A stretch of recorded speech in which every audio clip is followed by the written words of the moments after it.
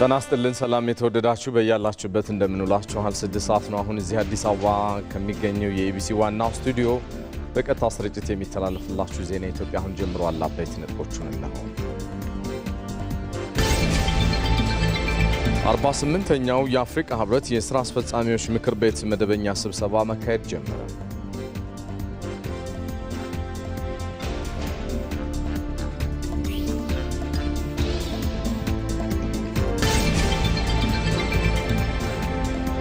ሰባተኛው ጠቅላላ ምርጫ ነጻ ፍትሃዊና በህዝብ ዘንድ ታማኝነት ያለው ሆኖ እንዲጠናቀቅ የቅድመ ዝግጅት ስራዎች እየተሰሩ ስለመሆኑ በቤንሻንጉል ጉሙዝ ክልል የሚገኙ ተፎካካሪ የፖለቲካ ፓርቲዎች የጋራ ምክር ቤት ገለጸ።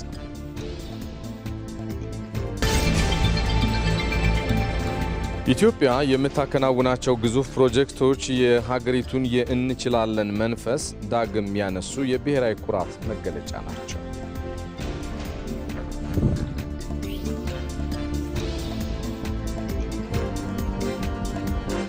ሰለሞን ኃይለ ኢየሱስ ነኝ። አብራችሁን ዝለቁ።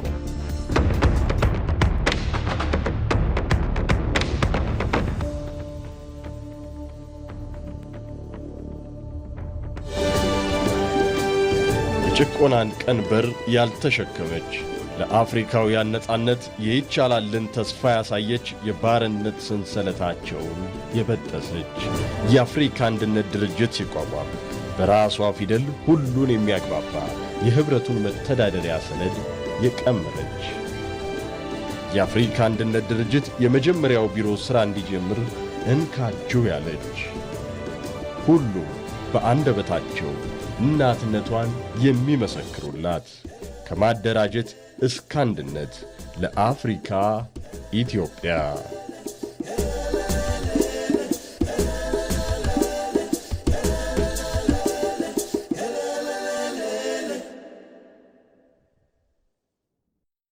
ቀዳሚ ወደ ሆነው ዘገባ ልሻገር። 48ኛው የአፍሪካ ህብረት የሥራ አስፈጻሚዎች ምክር ቤት መደበኛ ስብሰባ በዚህ በአዲስ አበባ መካሄድ ጀምሯል።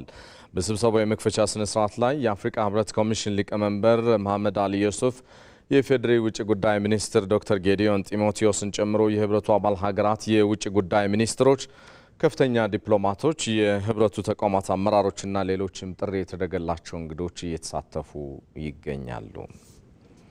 እዚህ ጉዳይ ላይ እንቆያለን። ይሄን የ48ኛው የህብረቱ የሥራ አስፈጻሚዎች ምክር ቤት ስብሰባን እየተከታተለ የሚገኘው ዘጋቢያችን ብሩክ ተስፋዬ ተጨማሪ መረጃዎችን ሊያጋራን ከስፍራው በቀጥታ መስመራችን ላይ ነው የሚገኘው። ብሩክ እንደምን ቆየህ?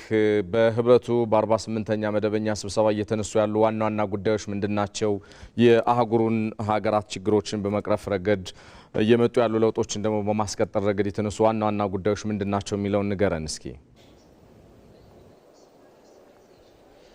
አመሰግናለሁ ሰለሞን። 39ኛው የአፍሪካ ህብረት የመሪዎች ጉባኤ አዘጋጅ ኢትዮጵያ እንደሆነች ይታወቃል። እንግዲህ ከጉባኤው ደግሞ ቀደም ብሎ የመደበኛ የሥራ አስፈጻሚዎች ምክር ቤት ስብሰባ ይካሄዳል። ይህ ስብሰባ እንግዲህ ለሁለት ቀናት ነው የሚቆየው። ዛሬና ነገ ነው የሚካሄደው። በዛሬው ዕለት ተጀምሯል። ይህ ጉባኤ እንግዲህ በቅዳሜና እሁድ ለሚካሄደው 39ኛው የአፍሪካ ህብረት የመሪዎች ጉባኤ ለመሪዎች የሚሆኑ የውይይት ወይም ደግሞ ዋና ዋና አጀንዳዎችን ቀርጾ ያጸድቃል ተብሎ ነው የሚጠበቀው። እንግዲህ በዛሬው ዕለት በነበረው የምክር ቤቱ የሥራ አስፈጻሚ ስብሰባ ላይ የአፍሪካ ህብረት ኮሚሽን ሊቀመንበር መሐሙድ አሊ ዩሱፍ ንጽህናና ውሃ ለሁሉም የአህጉሪቱ ሀገራትና ህዝቦች እጅግ አስፈላጊ ነገር ነው፣ ይህንን መጠበቅ ይገባል፣ በጋራ ለአንድነት ልንጠቀምበትም የሚገባ ትልቅ ሀብታችን ነው የሚል መልእክትንም እንዲሁ አስተላልፈውበታል። የጉባኤው ጭብጥ ውሃና ንጽህና ጋር የተያያዘ በመሆኑ ሁላችንም አንድ በሚያደርጉን ጉዳዮች ላይ ልናተኩር ይገባል ሲሉም እንዲሁ አስገንዝበዋል ማለት ነው። በዚህ በ48ኛው የሥራ አስፈጻሚዎች ምክር ቤት ስብሰባ ላይ የኢትዮጵያ የውጭ ጉዳይ ሚኒስትር ዶክተር ጌዲዮን ጢሞቴዎስም እንዲሁ የመክፈቻ ንግግር አድርገዋል። ባስተላለፉትም መልእክት እንግዲህ አፍሪካ የተለያዩ ፈተናዎች እየተጋረጡባት እንደሆነ እንዲሁ ጠቅሷል። በተለይም ደግሞ ይህ ህገ መንግስታዊ የሆኑ የስርዓት ለውጦች አፍሪካን አሁንም እየፈተኗት ያሉ በመሆኑ ይህንን ለመፍታት ጠንካራ አህጉራዊ አመራር በመስጠት የጋራ የአፍሪካ ድምፅን ጠንካራ አህጉራዊ ድምጽ እንዲኖረን ሰላምን፣ ህገ መንግስታዊ ስርዓትንና ሉዓላዊነትን መጠበቅ ለአፍሪካ ችግሮች አፍሪካዊ መፍትሄ የሚለውን መርህ ልንጠብቅ ይገባል ሲሉም እንዲሁ ገልጸዋል ማለት ነው። በዚህ ስራ አስፈጻሚዎች ስብሰባ ላይ አንድነታችንንና የጋራ በሚያደርጉ አጀንዳዎች ላይ ትኩረት አድርገን ያለንን ቁርጠኝነት ማደስም ይገባናል፣ በተግባርም ለውጦችን ልናመጣ ይገባል ሲሉም እንዲሁ ገልጸዋል። ከዚህ በተጨማሪም በ2025 እንደ አውሮፓውያኑ የዘመን ቀመር የአፍሪካ እንግዲህ በ2063 የያዘችው የአፍሪካ አጀንዳ 2063 በአፍሪካ አህጉራዊ ነጻ የንግድ ቀጠና አማካኝነት ቀጠናዊ የሆኑ ትስስሮችን ለማጠናከር ትልቅ አበርክቶ ያለው ነው። በዚህ ረገድ የተጀመሩ ጅምር ስራዎች የንግድ ቀጠናን የአፍሪካ ነጻ የንግድ ቀጠናን የመፍጠር ምኞት አሁን ወደ እውነትነት እየተቀየረ ነው ሲሉም እንዲሁ አክለዋል።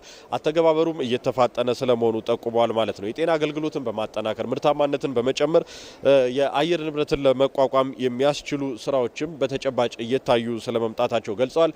ኢትዮጵያም የኮፕ 32ን እንግዲህ ለማስተናገድ በምትዘጋጅበት በዚህ ወቅት ይህ ጉባኤ የሚካሄድ መሆኑ ለኢትዮጵያ ልዩ ትርጉም ያለው ለአፍሪካም ልዩ ትርጉምን የሚሰጥ እንደሆነም እንዲሁ ጠቁመዋል ማለት ነው። የዘንድሮ እንግዲህ መሪ ሀሳብ ዘላቂ የውሃ አቅርቦትና ደህንነቱ የተጠበቀ የንጽህና አገልግሎትን በተመለከተ ነው እንግዲህ ትኩረት አድርጎ የሚነሳው። የአፍሪካን ችግሮች በዘላቂነት ግን ለመፍታትና የማህበረሰቡን ማህበራዊ ኢኮኖሚያዊና ፖለቲካዊ ችግሮችን ለመፍታት መደማመጥ፣ የጋራ እሴቶችን መገንባት ይገባል ብለዋል። አፍሪካ ትልልቅ እንደ አባይ የኮንጎ ወንዞችንም እንዲሁ ደግሞ ሌሎች ወንዞችንም ጠቅሰው ግዙፍ የወንዞች ባለቤት ናት። ትልቅ ሀብቶች አሉን። እነዚህን ሀብቶች በጋራ ተጠቃሚነት መርህ በጋራ ልንጠቀምና ህዝቦቻችንን ልናለማ ልንጠቅምበት ይገባል የሚል ሀሳብንም እንዲሁ አስተላልፈውበታል። ባልደረባችን ብሩክ ተስፋዬ ከህብረቱ መሰብሰቢያ አዳራሽ በገታ መስመራችን መረጃዎችን ስላጋራህ እናመሰግናለን። ሰናይ ጊዜ ይሁንልህ። ዘገባዎቻችን ይቀጥላሉ። ኢትዮጵያ ለቀድሞው የአፍሪካ አንድነት ድርጅት ለአሁኑ የአፍሪካ ህብረት ምስረታ ያበረከተችው አስተዋጽኦ የላቀ ነው። በታሪክ የአፍሪካ መጠለያ የሆነችው ሀገሪቱ አንድ ጠንካራ አህጉር እንዲፈጠር እየተሰራ ቢሆንም በርካታ ፈተናዎችንም እያስተናገደ ይገኛል። ሶሎሞን አበጋዝ በጉዳዩ ዙሪያ ተከታዩን ይዟል።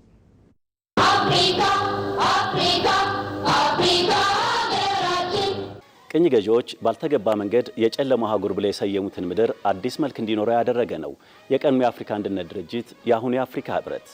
ይህ የአፍሪካውያን ግዙፍ ቤት ከምስረታው ጀምሮ እስካሁን የከፍታና የዝቅታ ጊዜያትን አሳልፏል። ለመሆኑ የተቋሙ ጉዞ ምን ይመስላል? እንመልከተው። ጊዜው የአፍሪካ ሀገራት ከቅኝ ግዛት ቀንበር ሙሉ በሙሉ ያልተላቀቁበት ነበር። እንደ አውሮፓውያን ዘመን አቆጣጠር 1963 ግንቦት 25 በእኛ አቆጣጠር ደግሞ ግንቦት 17 ቀን 1955 ዓ.ም ከቅኝ ግዛት ነጻ የሆነችውና የጥቁር ህዝቦች ቀንዲል ኢትዮጵያ አዲስ አበባ ላይ የአፍሪካ አንድነት ድርጅት በ32 ነጻ የአፍሪካ ሀገራት ተመሰረተባት። አህጉሩን ከቅኝ ግዛት ነጻ ማውጣት፣ አንድነትንና ትብብርን በማጠናከር ሉዓላዊነትን ማስከበር ደግሞ ድርጅቱ እንዲመሰረት ካደረጉት ምክንያቶች ዋና ዋናዎቹ ናቸው። በ1960ዎቹ መጀመሪያ በአፍሪካ መሪዎች መካከል የነበረውን የአመለካከት ልዩነት ለማጥበብና ወደ አንድ ለማምጣት ከፍተኛ አስተዋጽኦ ያደረገችው ኢትዮጵያ ጥረቷ ተሳክቶላት በአፍሪካ ፖለቲካዊ አንድነት ከኢኮኖሚ ትብብር ይቅደም የሚል አቋም የያዙ ሀገራት ስብስብን ያካተተው የካዛብላንካ ቡድን፣ በሌላ በኩል ደግሞ ቅድሚያ ለኢኮኖሚ ትብብር፣ ለባህል ልውውጥና ለቴክኒክ ስራዎች መሰጠት አለበት የሚል አቋም የያዘው የመኖሪያ ቡድንን ለማስማማት ቻለች። ሁለት ጽንፍ የረገጡ ቡድኖችን ወደ አንድ በማምጣት የአስታራቂነት ሚና ከተጫወቱት የፊት መሪዎች መካከል የድርጅቱ መስራች አባት በመባል የሚታወቁት አፄ ኃይለ ሥላሴ ነበሩ። በወቅቱም የነበሩትን ሁለት ተቃራኒ ቡድኖች በማስማማትና ጉባኤው አዲስ አበባ ላይ እንዲካሄድ በማድረግ ሚናቸውን ተወጥተዋል። የፓን አፍሪካኒዝም እንቅስቃሴ ግንባር ቀደም መሪ የነበሩት የአፍሪካ አንድነት መቆም አለበት የሚል ጽኑ እምነት የነበራቸው የጋናው ካዋሚ ንኩርማ አህጉሪቱ ወደ አንድ ወጥ ፌዴሬሽን እንድትመጣም ከፍተኛ ግፊት አድርገዋል። የታንዛኒያና ጊኒ መሪዎች ጁልየስ ኔሬሬና ሴኩ ቱሬ ለአፍሪካ አንድነት ድርጅት እውን መሆን የተጫወቱት ሚና የላቀ ነው። በግንቦት ወር 1955 ዓ.ም አዲስ አበባ ላይ በተደረገ ጉባኤ ሁለቱም ቡድኖች ተስማምተው የጋራ መመሪያ ወይም ቻርተር ፈርመው የአፍሪካ አንድነት ድርጅት የጋራ ውጤት ሆኖ ተወለደ።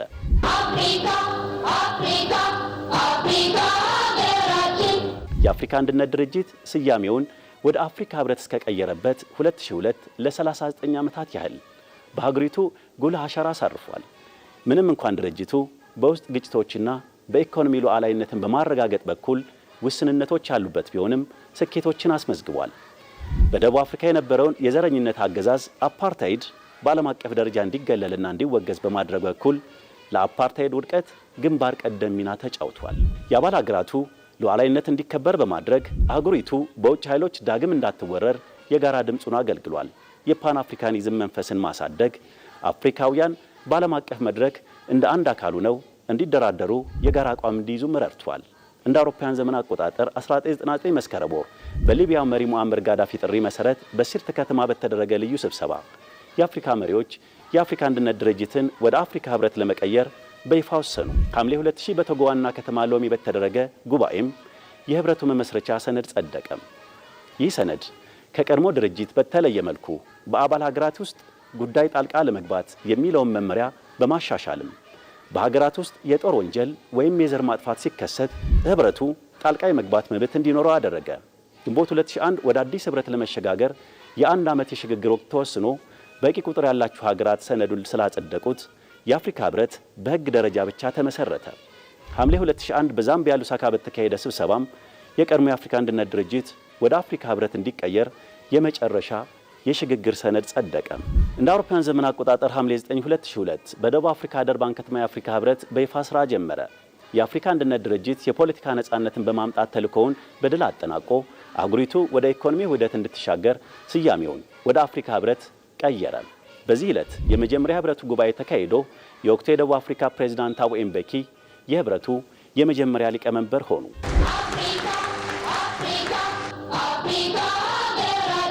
በ32 ሀገራት ተመስርቶ አሁን ላይ ሁሉንም የአፍሪካ ሀገራት ያቀፈው ህብረቱ ጠንካራ አንድ አፍሪካን ለመገንባት ውጥን ቢኖረውም በብዙ ፈተናዎች ውስጥ እያለፈ ነው።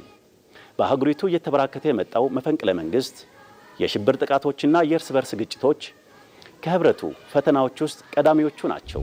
የህብረቱ አባል ሀገራት ለመሰረቱት ቤታቸው ዓመታዊ የገንዘብ መዋጮ እንኳን የማያዋጡ መኖራቸው ህብረቱ ከ60 በመቶ በላይ ስራ ማስኬጃውን የሚያገኘው በእርዳታ እንዲሆን አድርጎታል። ይህም ህብረቱን ራሱን ችሎ ጠንካራ እንዳይሆን እንዲሁም ህብረቱ የራሱን አጀንዳዎች በነጻነት እንዳያስፈጽም ጥገኛ አድርጎታል። አሁን ላይ ታዲያ ህብረቱን ይበልጥ ውጤታማና ጠንካራ ለማድረግ መዋቅራዊና ፖለቲካዊ ለውጦች እየተደረጉ ነው። ህብረቱ በየዓመቱ በሚያደርጋቸው ስብሰባዎች ላይ ትኩረቱን በጥቂት ቁልፍ ጉዳዮች ላይ ብቻ እንዲያደርግ ያስቻለው የተቋማዊ ማሻሻያዎች ተደርገዋል። ህብረቱም ከለጋሾች ጥገኝነት ወጥቶ በራሱ አባላት እንዲደገፍ ግፊት እየተደረገበት ያለው የገንዘብ ነጻነት ወደ ኢኮኖሚ ውህደት ይወስዷል ተብሎ ይጠበቃል። የአፍሪካ ነጻ ንግድ ቀጠና መመስረቱ ህብረቱን ከፖለቲካ ተቋምነት ባለፈም ኢኮኖሚ ሀያልነት ለመቀየር ተስፋ የተጣለበት ነው። በሌላ በኩል ህብረቱ በዓለም አቀፍ መድረክ ያለው ውክልናና ተሰሚነት እንዲጨምር እየተከናወኑ ያሉ ስራዎችም አበረታች ናቸው። የአፍሪካ ህብረት በቅርቡ የቡድን 20 አባል ሀገራት ቋሚ አባል መሆኑ አህጉሪቱን በዓለም አቀፍ ውሳኔዎች ላይ ያላትን ድምፅ ከፍ አድርጎታል። አፍሪካ በጸጥታው ምክር ቤት ቋሚ መቀመጫ እንድታገኝ የሚደረገው የዲፕሎማሲያዊ ጥረትም አሁንም ተጠናክሮ ቀጥሏል። የህብረቱ መስራችና የአፍሪካውያን ቤት ኢትዮጵያም አፍሪካዊ ችግሮች አፍሪካዊ መፍትሄዎች ያስፈልጋቸዋል የሚለውን መርህ በመተግበር በኩል ፈርቀዳች ሆናለች። ያኔ ኢትዮጵያ ለድርጅቱ መመስረት ዋጋ እንደከፈለች ሁሉ አሁን ላይ አፍሪካ በዓለም አቀፍ ተቋማት ውክልና እንድታገኝ በጠቅላይ ሚኒስትር አብይ አህመድ አማካኝነት ድምጿን እያሰማች ነው።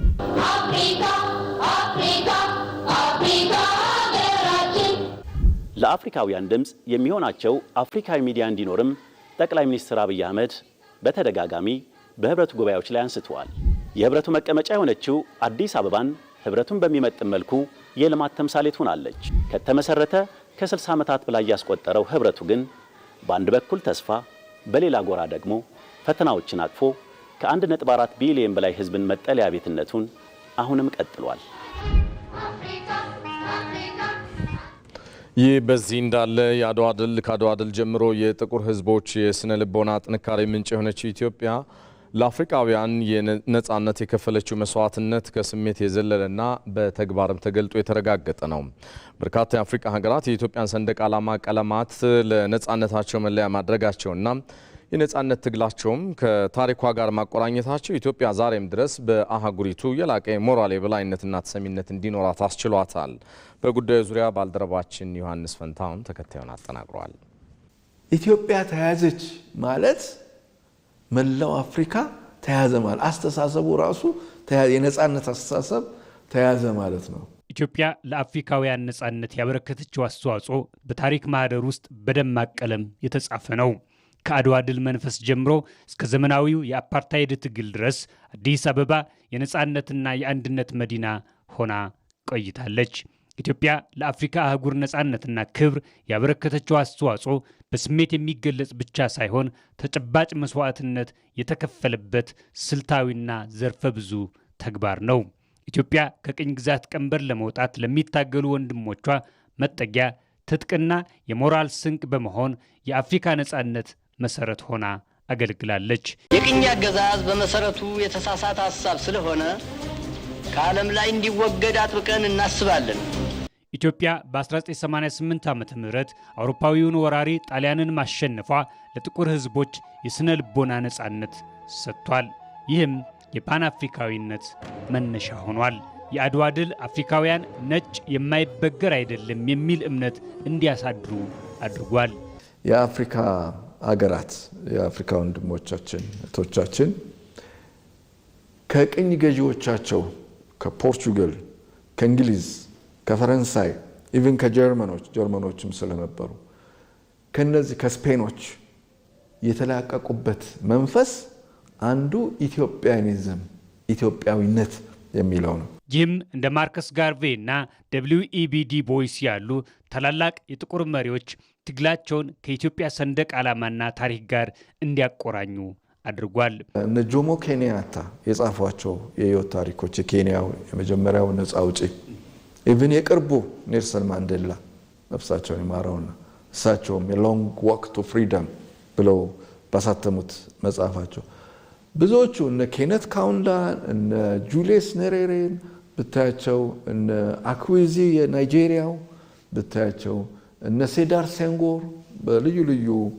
ግጥሞቻቸው የጻፏቸው ይሄ ኢትዮጵያዊነት ኢትዮጵያኒዝም የሚለው ፍልስፍና አታጋይ ሆኖ አገራቸውን ከቅኝ ገዢዎች ነፃ ለማውጣት በጣም አገልግሏቸው። በደርዘን የሚቆጠሩ የአፍሪካ ሀገራት ነጻነታቸውን ሲያገኙ የኢትዮጵያን አረንጓዴ፣ ቢጫ፣ ቀይ ቀለማት ሰንደቅ ዓላማቸው ላይ መጠቀማቸው ምስራቅ አፍሪካዊቷ ኮከብ ለነጻነታቸው የነበራት ፋና ወጊነት ሚናን ያሳያል። ኢትዮጵያ ለደቡብ አፍሪካው ነጻነት ታጋይ ኔልሰን ማንዴላ ያደረገችው ድጋፍ የአህጉሪቱ ታሪክ ትልቅ ምዕራፍ ነው። ማንዴላ በ1962 እንደ አውሮፓውያን አቆጣጠር ወደ ኢትዮጵያ በመምጣት በኮልፌ ፖሊስ ማሰልጠኛ የወታደራዊ ስልጠና ወስደዋል።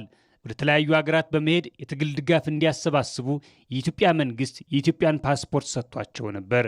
ይህም በአፓርታይድ መንግስት እንዳይያዙ ትልቅ ከለላ ሆኖላቸዋል። ማንዴላ በወቅቱ ከኢትዮጵያ መንግስት 2000 የእንግሊዝ ፓውንድ ለትግሉ ድጋፍ ተሰጥቷቸው እንደነበር በግል ማስታወሻቸው ሎንግ ዋክ ቱ ፍሪደም ላይ አስፍረውታል።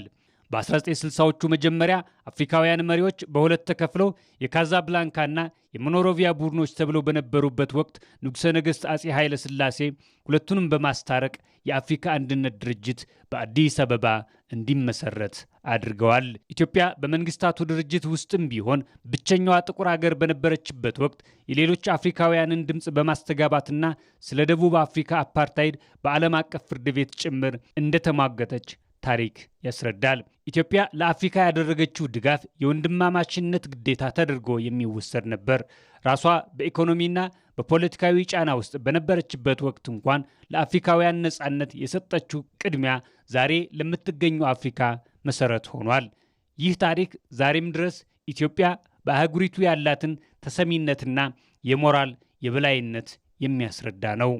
አፍሪካ አፍሪካ አፍሪካ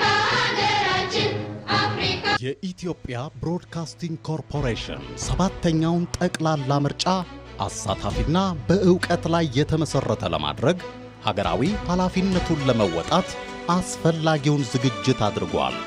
የመራጮችን ግንዛቤ የሚያሳድጉ የምርጫ አስተምህሮ ይዘቶች፣ በምርጫው የሚሳተፉ የፖለቲካ ፓርቲዎች ፕሮግራማቸውን ለሕዝብ የሚያስተዋውቁባቸው የአንድ ለአንድ ውይይቶች እንዲሁም በፖለቲካ ፓርቲዎች መካከል የሚደረጉ የአማራጭ ሐሳብ ማቅረቢያ ክርክሮችን፣ ዜናዎችን፣ ፕሮግራሞችና ዶክመንተሪዎችን በቴሌቪዥን በሬዲዮና በኢቢሲ ዶት ስትሪም አማራጮች ያደርሳል። በቅርቡ ይጠብቀውን። የኢትዮጵያ ብሮድካስቲንግ ኮርፖሬሽን እዚህ አዲስ አበባ ከሚገኘው ዋናው ስቱዲዮአችን በቀጥታ ስርጭት እየተከታተላችሁት የምትገኙ ዜና ኢትዮጵያ እንደቀጠለ ነው። ወደ ሌሎች ዘገባዎች ይሻገራለሁ። ሰባተኛው ጠቅላላ ምርጫ ነጻ፣ ፍትሐዊና በህዝብ ዘንድ ተአማኒነት ያለው ሆኖ እንዲጠናቀቅ የቅድመ ዝግጅት ስራዎችን እየሰራ ስለመሆኑ በቤንሻንጉል ጉሙዝ ክልል የሚገኙ የተፎካካሪ የፖለቲካ ፓርቲዎች የጋራ ምክር ቤት አስታወቀ። ፓርቲዎቹ እጩዎቻቸውን በማስመዝገብ ሂደት ላይ ስለመሆናቸውም የጋራ ምክር ቤቱ ሰብሳቢ አብዱሰላም ሸንገል ገልጸዋል። ዘጋቢያችን ጀማል አህመድ ከስፍራው ተከታዩን አድርሶናል። ኢትዮጵያውያን ዴሞክራሲያዊ መብታቸውን በመጠቀም ይበጀኛል ያሉትን የፖለቲካ ፓርቲ የሚመርጡበት ሰባተኛው ጠቅላላ ምርጫ በዚህ ዓመት ይካሄዳል። በቤንሻንጉል ጉሙዝ ክልል የሚገኙ 10 የፖለቲካ ፓርቲዎችም በምርጫው ለመሳተፍ በዝግጅት ላይ መሆናቸውን የክልሉ የተፎካካሪ ፓርቲዎች የጋራ ምክር ቤት ሰብሳቢና የቤንሻንጉል ሕዝብ ነጻነት ንቅናቄ ሊቀመንበር አቶ አብዱሰላም ሸንገል ከኢቲቪ ጋር በነበራቸው ቆይታ ገልጸዋል። በቤንሻንጉል ጉሙዝ ክልል ወደ 10 የሚሆኑ የፖለቲካ ፓርቲዎች ይንቀሳቀሳሉ። እነኚህ ፖለቲካ ፓርቲዎች ያው የጋራ ምክር ቤት መስርተን በቤንሻንጉል ጉሙዝ ክልል የፖለቲካ ፓርቲዎች የጋራ ምክር ቤት አባል ሆኖ የፖለቲካ ስራውን በጋራም በተናጠልም እየተከናወነ ነው ያለው። ሰባተኛውን ሀገር አቀፍ ምርጫ በተመለከተ ያው ብሔራዊ ምርጫ ቦርድ ባወጣውን ጊዜ ሰሌዳ መሰረት እኛ በእጩ ምዝገባ ሂደት ላይ ነው ያለነው ማለት ነው። መራጩ ማህበረሰብም ከወዲሁ በመዘጋጀት በምርጫው ንቁ ተሳትፎ ሊያደርግ ይገባል ሲሉ ሰብሳቢው ጥሪያቸውን አቅርበዋል። ምርጫ ማለት ያው አንድ ዜጋ የራሱ መሪ የሚመርጥበት ወሳኝ መሳሪያ ነው። ስለዚህ የክልሉ ህብረተሰብ ቀጣይ ለ5 ዓመት ሊያስተዳድረው የሚችል ሰው ለመምረጥ ካሁኑ መዘጋጀት አለበት። ምርጫው ነጻ፣ ሰላማዊና ዴሞክራሲያዊ ሆኖ እንዲጠናቀቅ በክልሉ የሚገኙ ተፎካካሪ ፓርቲዎች ዝግጁ መሆናቸውን የገለጹት አቶ አብዱሰላም ለምርጫው ስኬታማነት ሁሉም ሊረባረብ ይገባል ብለዋል። ይሄ ምርጫ ነጻ፣ ፍትሃዊ ምርጫ ሆኖ እንዲፈጸም እኛም ጥረት ያደረግን ነው ያለነው። የሚመለከታቸው የፖለቲካ ፓርቲዎች፣ የሲቪክ ማህበራት፣ የህብረተሰብ ክፍሎች፣ የሀገር ሽማግሌዎች እና የተለያዩ አደረጃጀቶችም ምርጫው ነጻና ፍትሃዊ እንደው ሰላማዊ ሆኖ እንዲጠናቀቅ የራሳቸው ድርሻ እንዲወጡ የሚል መልእክት ነው ለማስተላለፍ እንፈልገው። ኢትዮጵያ ብዝሃነትን የተላበሰና አካታች ዴሞክራሲያዊ ስርዓት ለመገንባት እያደረገችው ያለው ጥረት የሚደነቅ ነው ያሉት ሰብሳቢው ይህም ተጠናክሮ ሊቀጥል ይገባል ሲሉ አስተያየታቸውን ሰጥተዋል። ለኢቲቪ ጀማል አህመድ ነኝ ከአሶሳ። የኮሪደር ልማት ተነሺዎችና ወጣቶችን ከከተማ ልማቱ ተጠቃሚ ለማድረግ እየተሰራ ስለመሆኑ የወልዲያ ከተማ አስተዳደር አስታወቀም። በወልዲያ ከተማ በመገባደድ ላይ የሚገኘው 2.5 ኪሎ ሜትር የኮሪደር ልማትን ጨምሮ የአስፋልትና አገናኝ መንገዶች ስራ እየተከናወነ እንደሚገኝ የከተማዋ ተቀዳሚ ከንቲባ ዱባል አብራሬ ለኢትዮጵያ ቴሌቪዥን ገልጸዋል። በኮሪደር አኳያ የሰራኑ መሰረተ ልማቶችን ከመብራትም ሁሉን ነገር ያሟላ ስታንዳርዱን የጠበቀ ከ2.5 ኪሎ ሜትር በላይ የተሰራበት ሁኔታ አለ። በተመሳሳይ በአንድ በኩል ደግሞ ተሰርቶ ላይኛው የቀረበት ሁኔታ ስላለ እሱ ተጠናክሮ የሚቀጥልበት ሁኔታ አለ። ዋናው አስፋልትም ኦልሞስት 2 ድልድዮች ካልሆኑ በስተቀር እያለቁ ያለበት ሁኔታ ስላለ እነዚህን ጨማምረን ተራሮችና ወንዞችን እያለማን መሰረተ ልማታችን ጋር አስተሳስረን ለኑሮ የተመቸች ከተማ እንፈጥራለን ብለን አስበን እየሰራን የወልዲያ ከተማ ታሪኳን የሚመጥን ገጽታ በመፍጠር ረገድ ለነዋሪዎቿ ምቹ የቱሪዝምና ኢንቨስትመንት ቀጠና ለማድረግ የተጀመሩ ስራዎችን እንዲሆኑ ማህበረሰቡ ጉልህ ድርሻ ስለመወጣቱ ኃላፊው ገልጸዋል። ኮንቴነር ሲጠቀም የነበረ በተለያየ ስራ መስክ ሲጠቀም የነበረ ግራና ቀኝ ያለ ህብረተሰብ ክፍል ለዚህ ልማት ያለምንም ካሳ ራሱን አሳልፎ ሰጥቶ ለልማቱ አጋር የሆነበት ሁኔታ ነው ያለ። ከፍተኛ ትብብር ነበር ከወጣቶች ጀምሮ በጣም በርካታ የህብረተሰብ ክፍል የኔ ቤተሰቦችም ጭምር ማለት ነው። ሁሉም እዚህ አካባቢ አብዛኛውን ያፈራረሰበት ሁኔታ ነው ያለው። አሁን ይሄ ግን በመፍረሱ ተጠቃሚነታቸው ከነበረበት የተሻለ ተጠቃሚ እንዲሆኑ ደግሞ አቅደን እየሰራን ያለንበት ሁኔታ ነው ያለው። ወደ ታች ስትሄዱ ታያቸዋላችሁ። እዚህ አካባቢም አለ። ለወጣቶች ስራ ዕድል መፍጠሪያ ሼዶች እና የመሸጫ ቦታዎች አዘጋጅተናል። ኢትዮጵያ የምትገነባቸው ግዙፍ ፕሮጀክቶች ህዝባዊ አንድነትን ለማጠናከር ጉልህ ሚና እየተጫወቱ ነው። ፕሮጀክቶቹ ቀጠናዊና አህጉራዊ አንድነትን ከማጠናከርም ባሻገር ዓለም አቀፋዊ ተሰሚነቷን ከፍ ያደረጉ ናቸው። ሳራ ሳለስላሴ ኢትዮጵያ ፈጣን የህዝብ ቁጥር እድገቷን የሚመጥን ዘላቂ ልማትና ጠንካራ ተቋማትን የመገንባት ስራን በልዩ ትኩረት እያከናወነች ትገኛለች።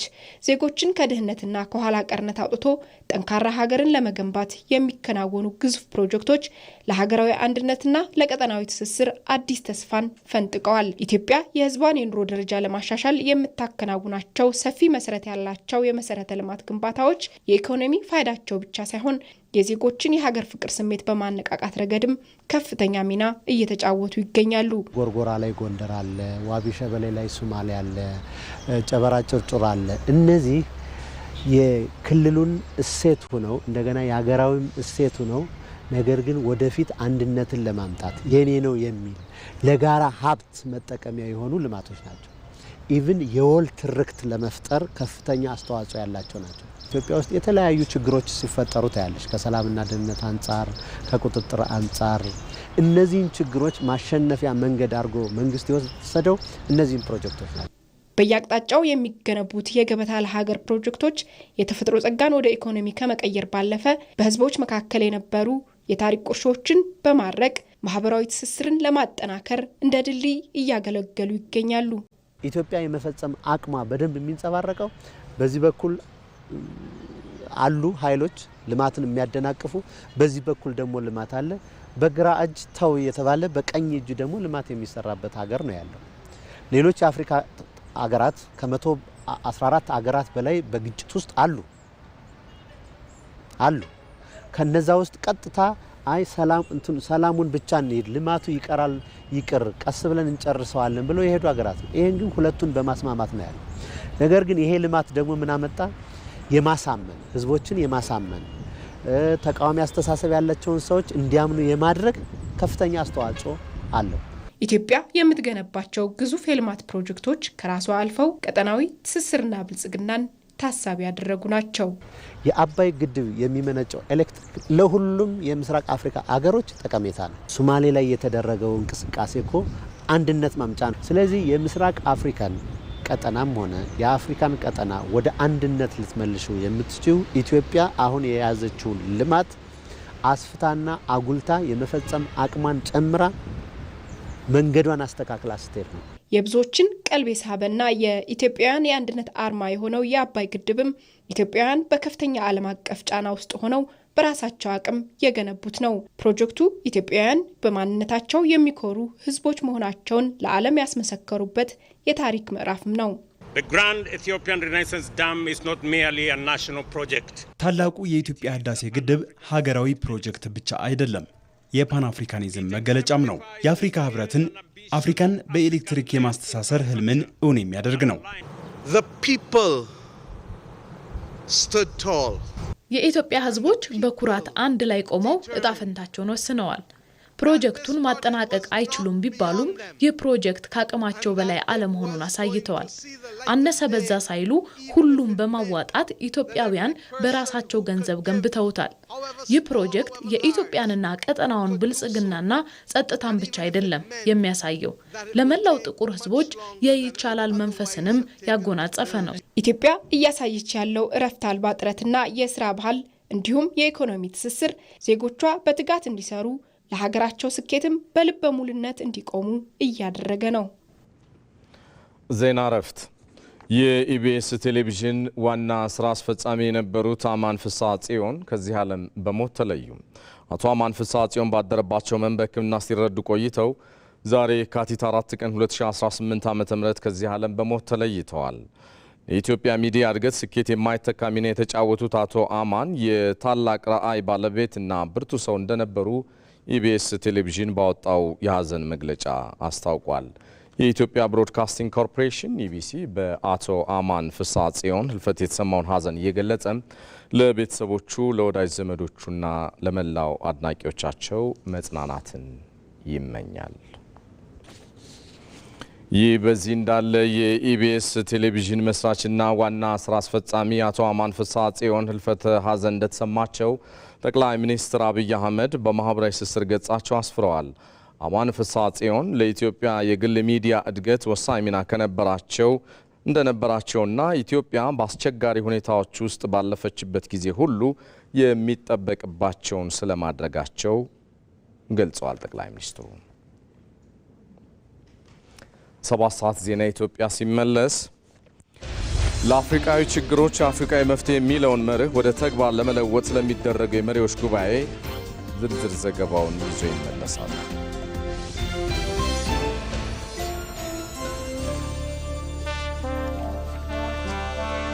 የተወደዳችሁ ለመጀመሪያው ምዕራፍ ያልናቸው የዜና ኢትዮጵያ ጉዳዮች እነኚህ ናቸው። ቢዝነስና ስፖርት ቀጣይ ደቂቃዎቻችሁን ይይዛሉ። ከ7 ሰዓት ላይ በሌሎች ተጨማሪ ዝርዝር ዘገባዎች እመለሳለሁ። መልካም ጊዜ።